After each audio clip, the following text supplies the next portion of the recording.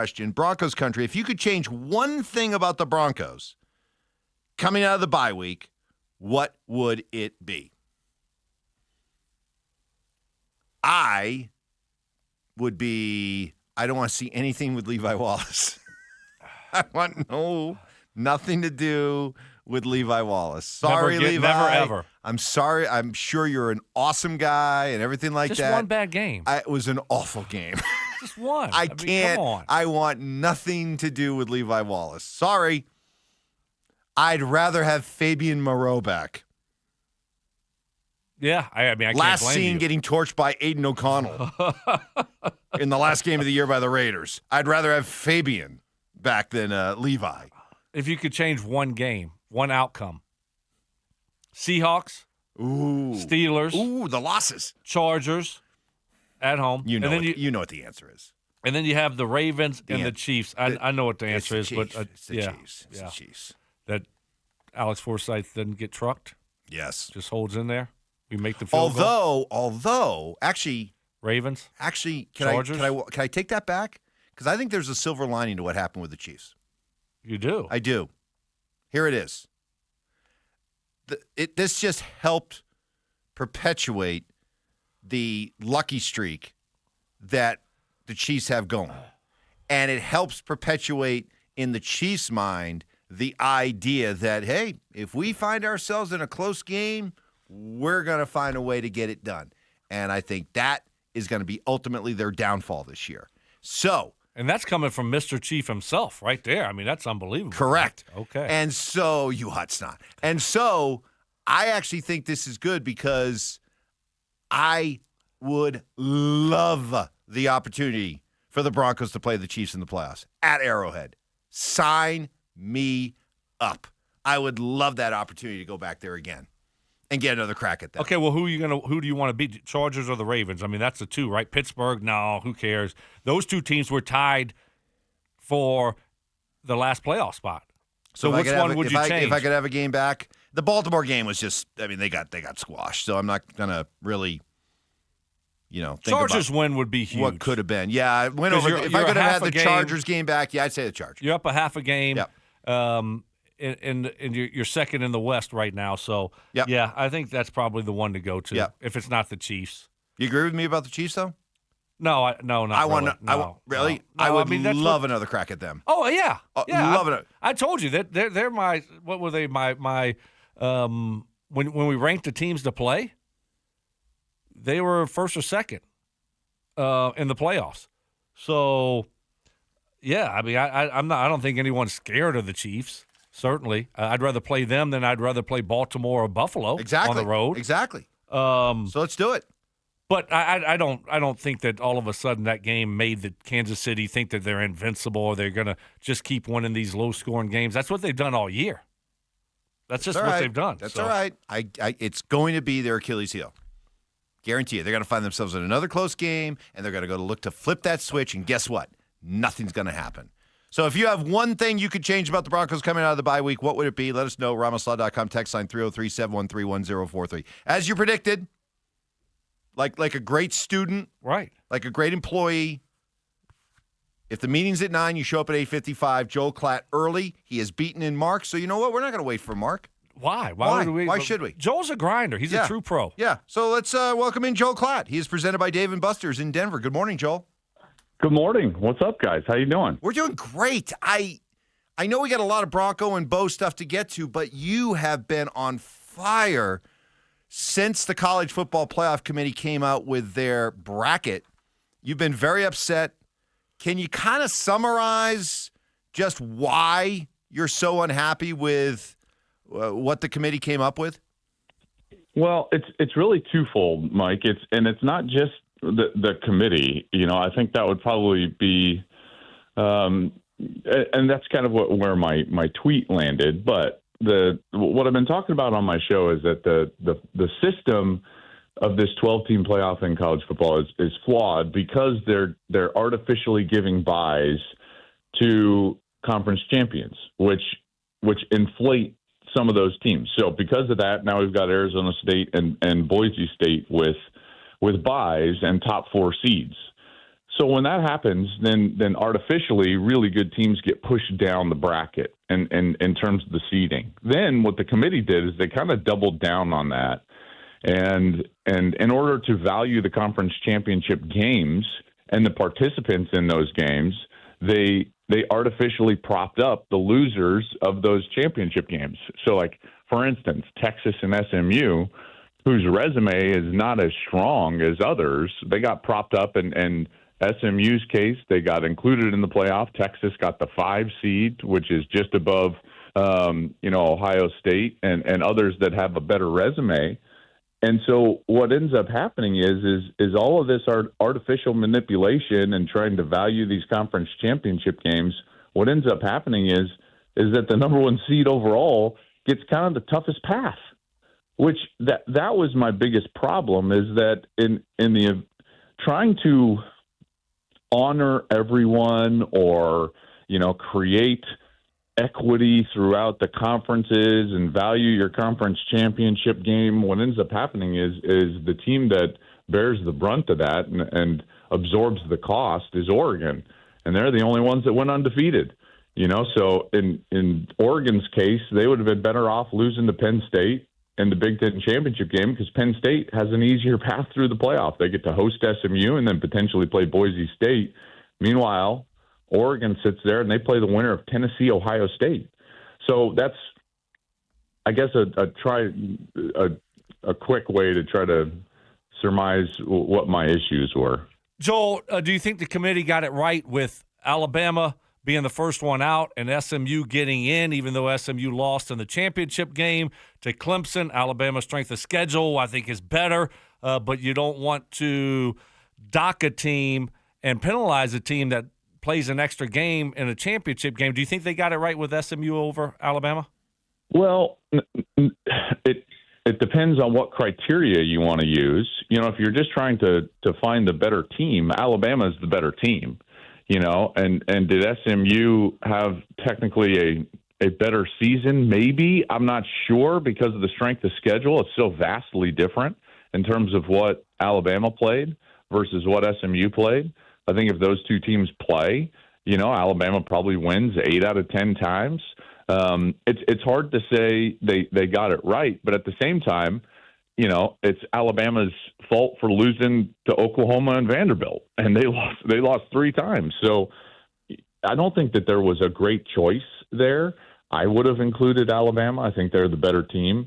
And this whole idea that you had to prop up SMU because they made the conference championship game, you have to kind of understand how the sausage is made, if you know what I mean, Mike. Because to get to the conference championship game, the schedules in these super conferences now are so vastly different, and SMU had such a favorable schedule. So, for instance, in the ACC, it was a fairly weak conference this year, and they only played 8 conference games. SMU, of their 8 conference games, 6 of their 8 conference games were against teams that were at or below 500 in conference play.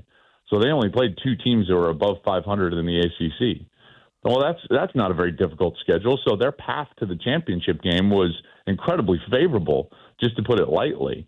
So this idea that you have to honor this championship game when their path to that championship game was vastly easier than other teams, even within their own conference, I think is a fallacy. And so that was kind of the gist of what I was talking about. Yeah, damn straight. SMU had got a chance to avoid Syracuse. Ask Miami. That's exactly Ask right. Miami, because exactly right. hey, winners wash. Joel Klatt joining us.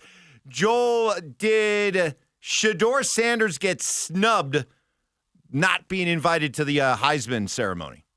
Oh, yeah, for sure. Now, let me start by saying I think that all the players that are invited and that are finalists, they are deserving players. And so, everyone says that, well, it's like the draft. If you argue for Shedeur, it's like, well, what player do you hate? It's like, I don't hate any of these players. I think they all had good seasons. I think Shedeur had a better season than Dylan Gabriel. If you look at what Shedeur was able to do you know, guys, he accounted for 82% of Colorado's offense this year? 82%. That is one of the highest in the last 25 years in college football. just overall in all of college football. And so his season was remarkable. I think my contention is that this is such a prestigious award, even to get invited as a finalist. I don't understand why we don't just have 5 finalists every year. If it's such a big deal, not only for the program, but for the individual, the honor, and everything that comes with it, why in the world don't we just have 5 finalists? And in that case, Shedeur should absolutely be in New York. But I do think that this is Travis's trophy, and I think he's going to win it on Saturday night. I would be pretty surprised if he doesn't, but I think Shedeur should be there for sure. Joel, Bill Belichick, I think we kind of thought the same thing, that he was not going to college, that he was trying to get that NFL record. What'd you make of the news of Bill taking the job with North Carolina? Well, first of all, I'm psyched, man. Like this is great for college football. I think it's fantastic. And I know that it looks strange at first, but if you just for a moment pause and you try to encapsulate where we are as a sport in college football, you'll see that it's never been more important how you evaluate talent, because your roster is constructed more on an annual basis than it is on a rolling basis of 3 and 4 years in terms of recruiting cycles, because of the autonomy that players have in order to move around and the freedom that they have with the transfer portal. You've got to really be able to evaluate talent and build a roster every single year. So that's number one. Well, that's something that Bill Belichick would be very strong with. Now, moving forward, guys, we're moving into this era where we're going to have revenue share in college football, where every team is going to have a similar budget in terms of what they can spend on their players in terms of contracts and salaries.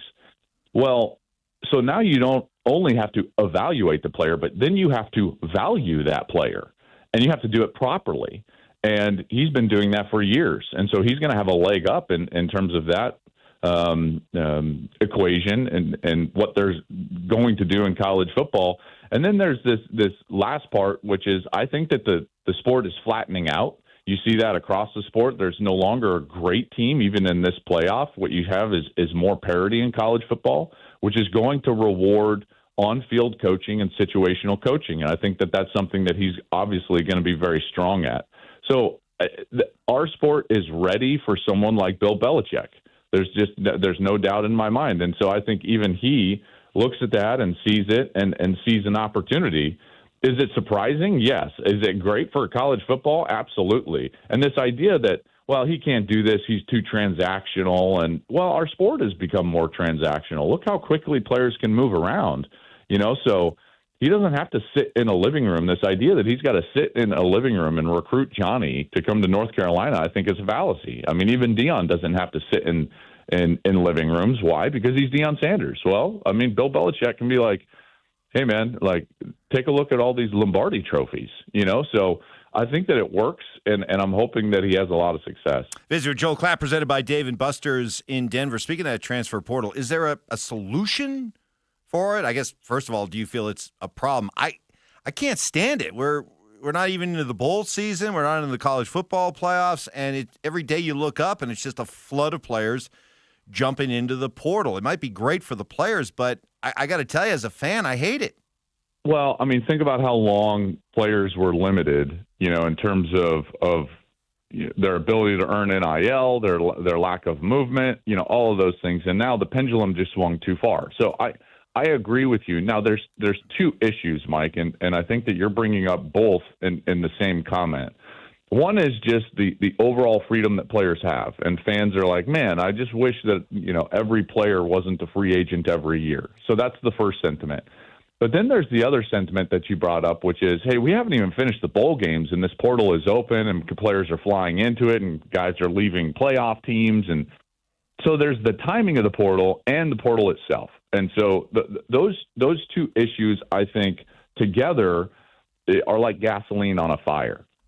The first thing we have to do is we have to create a calendar that is more palatable for not only the fans, but also helps the players so that they understand the decisions that they're making. I don't think that the portal should open until after the season is done. We don't have free agency in the NFL between week 17 and the first round of the playoffs. That's crazy. We don't have the free agency doesn't happen between the wild card and divisional round. It's Crazy. we mock that, and it's like, yeah, but that's what we're doing in college football. So the timing of that is interesting. Now, with this new case in terms of revenue share, there's some optimism. I was just in Las Vegas this weekend at the National Football Foundation. There's a lot of optimism that there's going to be some federal legislation that's going to allow college football to collectively bargain with the players, even in a non-employee status.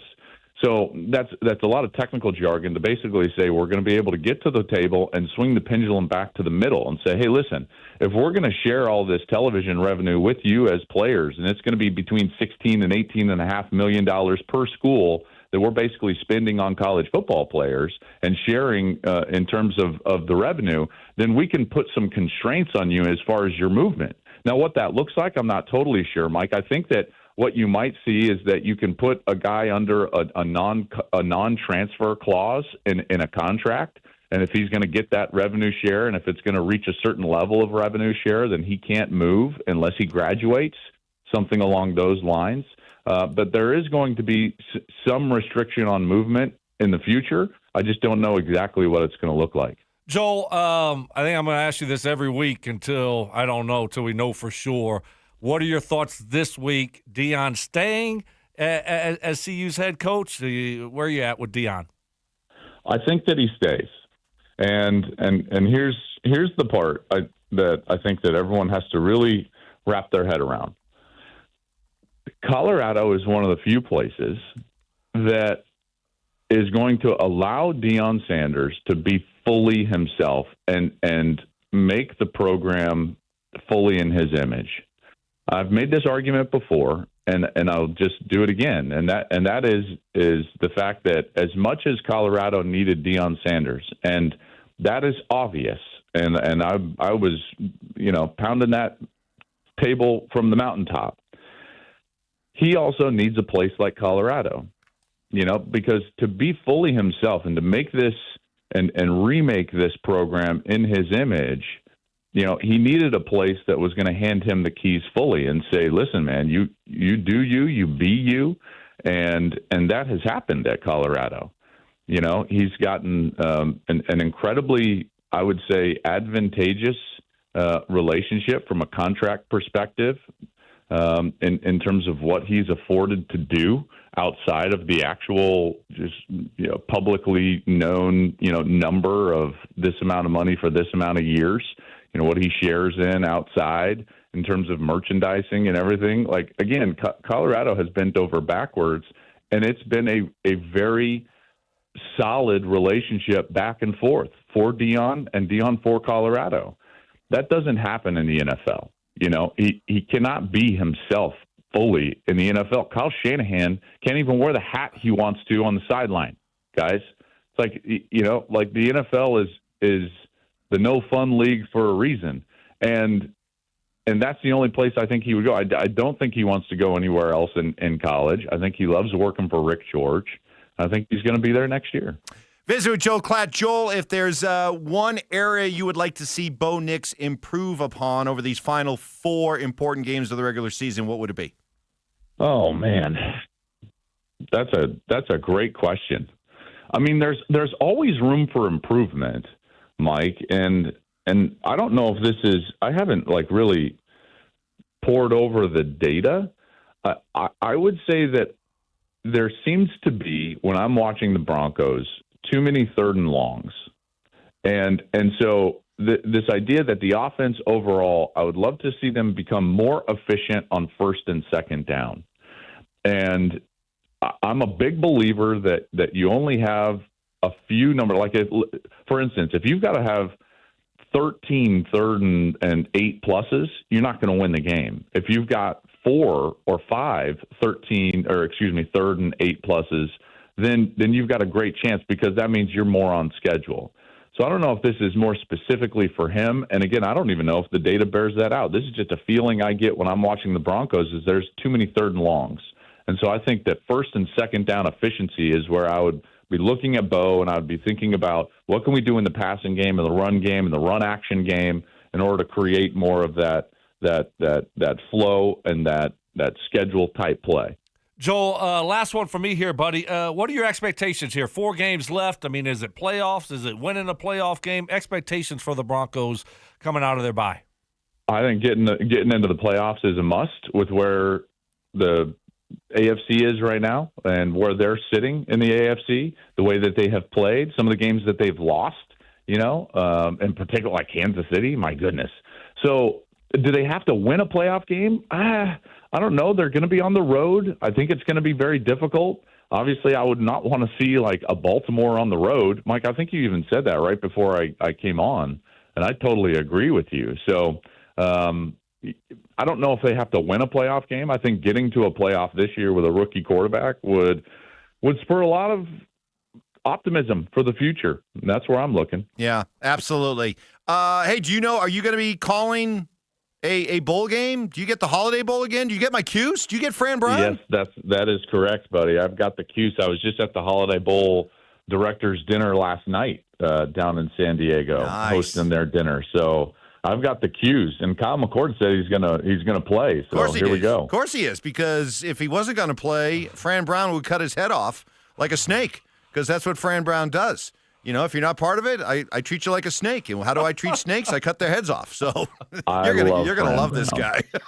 Fran Brown is the best. I really, he's awesome. Yeah, winner's wash. There you go. Joel, you're the best. Thank you. Thanks, Joel. I appreciate you guys. See ya. Joel Klatt, each and every week with us. We got him a day later because he was traveling, and he is brought to us by